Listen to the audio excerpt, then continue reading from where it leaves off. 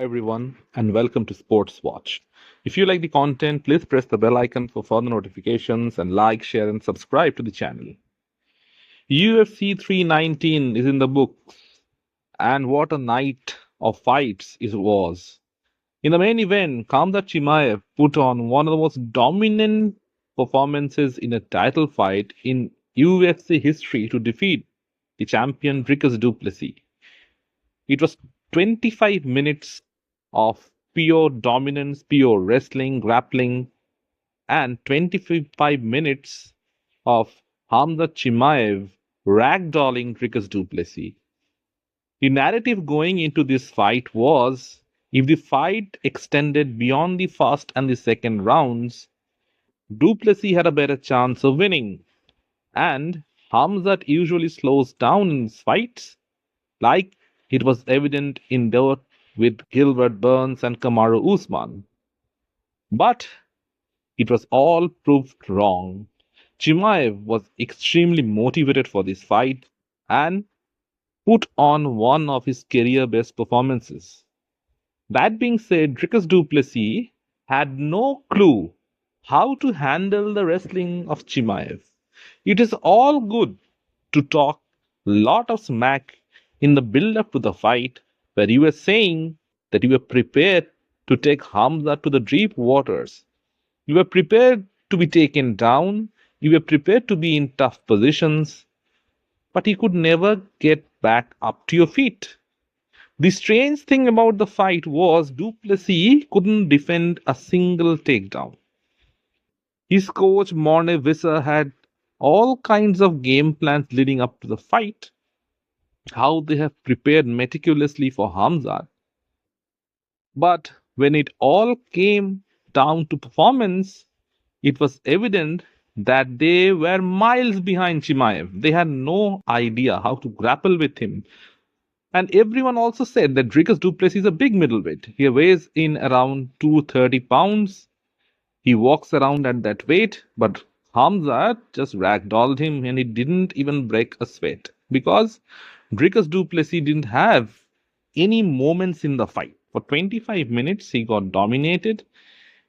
The stats of this fight are simply shocking. 510 odd strikes for Chimaev in comparison to 56 of Dricus.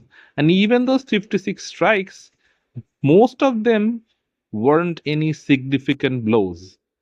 Chimaev wasn't in any danger whatsoever during the fight, and du Plessis, he was smiling every time at the end of every round, trying to get his confidence up. But essentially, he couldn't handle Chimaev, he couldn't handle his wrestling. The Dagestani or the Chechenian form of wrestling is still the Achilles heel for most UFC fighters. Dricus du Plessis is a strong middleweight fighter. He has beaten 3 champions back to back, and Khamzat Chimaev just made little work of him. It wasn't even competitive. He lost all 5 rounds. And Dricus isn't going to get back a title shot anytime soon.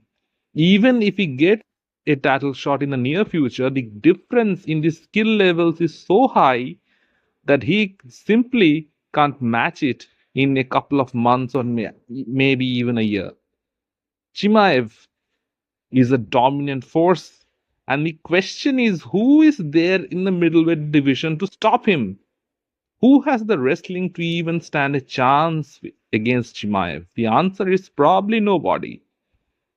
He has already dismantled Robert Whittaker. He has now dismantled Dricus du Plessis. Adesanya is also at the last stages of his career and surely doesn't want any of the smoke with Chimaev. And after all the wrestling that was on display today, it is absolutely shocking to see who else can pose a threat to Chimaev. He can easily go on to 205 pounds and be a double champion. No one has the wrestling to keep him off. There were talks about some time ago Alex Pereira fighting Khamzat Chimaev. We hope that that fight never takes place because Chimaev would absolutely maul Pereira. Pereira stands absolutely no chance.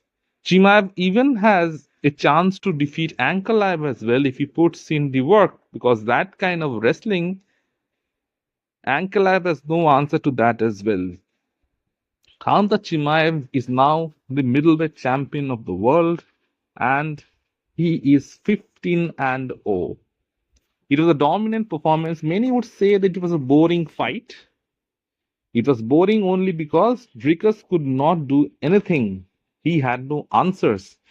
He had no answer to the wrestling of Chimaev, and he couldn't fight with him. He couldn't get back to his feet. The only question that Chimaev had was answered was about his cardio, and probably the only disappointment was, like he said in the post-match press conference, his inability to fight Dricus in the fight. He had done everything else, and Du Plessis just survived through the full 5 rounds without doing really anything. Chimaev is a puzzle for any fighter in the middleweight division. Sean Strickland has been making a lot of noise after seeing that performance. He says that he will defeat Chimaev. He has done so in the gym, but that's highly debatable because Sean himself never wrestles in his fights, and Chimaev is a way better wrestler than Strickland. If they ever get in the ring together, it would be a mismatch. In the main event, Lerone Murphy put out a highlight reel knockout to dismantle Aaron Pico. Once again, a Bellator fighter comes into the UFC with all the hype behind him and gets flattened out. Pico was talking about challenging Volkanovski, how he was going to defeat Volkanovski, how he has the game to become the next UFC champion. Well, first he needed to get past Murphy, which he didn't. A spinning elbow, and he was out cold. That was a bad knockout. Pico came into the fight. He was putting the pressure on Lerone Murphy, backing him up, letting his hands go. He even took him down, but couldn't keep him there. But Lerone Murphy was calculated. It was a picture-perfect spinning elbow which knocked Pico out.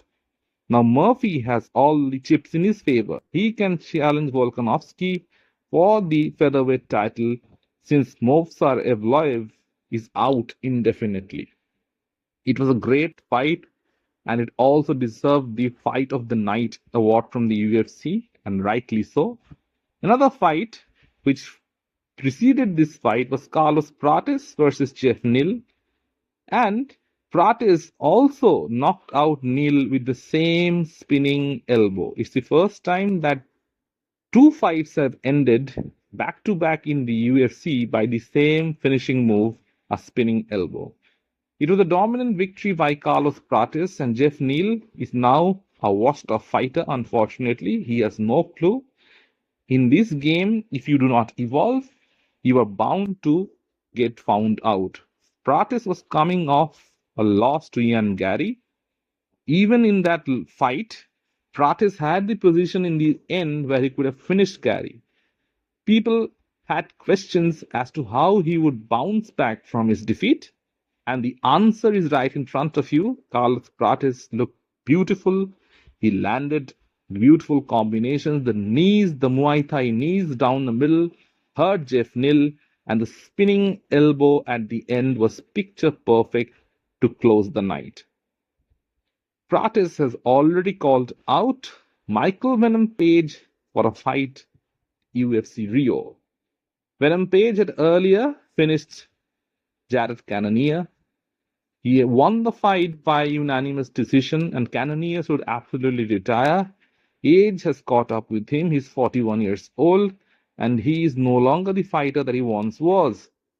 And MVP, finally, he could showcase his talent against really a fighter who is at the downside of his career. Now, Prates versus MVP would be a great fight. It would be a fight between 2 great strikers. MVP is an unorthodox striker. No one has been able to solve the puzzle quite yet, and Prates might be that person, but it would be a good fight to see because both fighters would like to engage and knock the other guy out.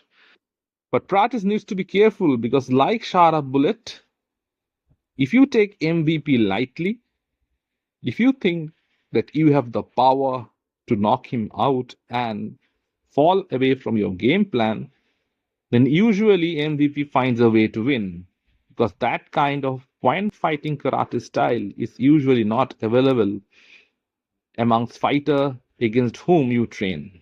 It was a good night of fights for the UFC, and once again the UFC delivered. Let me know in the comment section what you feel. And if you like the content, please like, share and subscribe to the channel.